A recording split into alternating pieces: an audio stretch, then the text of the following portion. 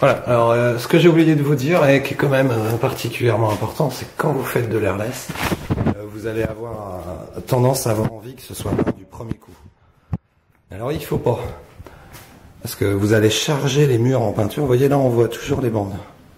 Et on les voit, elles sont là. Il faut que quand votre impression soit faite, elle soit donc homogène. Donc pour ça, il faut bien tenir, comme je vous ai dit, le pistolet à la bonne distance et passer toujours à la même vitesse, de haut en bas. Vous n'avez pas besoin de croiser. Ça change absolument rien, contrairement à ce qu'on vous montrera sur certaines vidéos. Donc toujours la même distance, comme ça il n'y a pas de surépaisseur. Et n'essayez pas de charger en une fois, parce que si vous faites ça, ça va faire des coulures.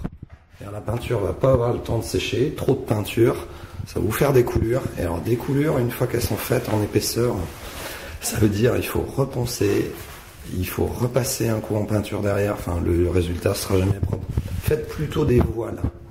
Là, vous faites un voile. Là, il y a un voile d'impression de fait.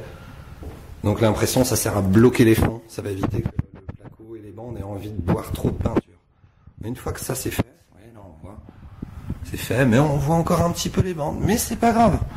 Ça, une fois qu'on va y repasser, on les verra pas. Alors il faut aussi veiller à faire attention à votre tuyau quand vous vous déplacez dans les pièces, parce qu'avec la pression il est très rigide, c'est un peu comme le Karcher, on a du mal à le manœuvrer. Et des fois il fait ça le tuyau. Voilà, ça arrive, des fois le tuyau il va se coller sur le mur. Alors ça c'est pareil, c'est pas très marrant. Et c'est comme il faut pas vous frotter non plus sur les murs, il faut veiller à faire bien attention à ça. Sinon reponçage, etc. etc. Bon on voit la pièce est quasi intégralement faite là. Il reste donc le plafond. Pour le dernier moment, je fais le plafond, je sors 10 minutes et après je peux rentrer tranquille dans la pièce, remarcher facilement et c'est aussi plus respirable.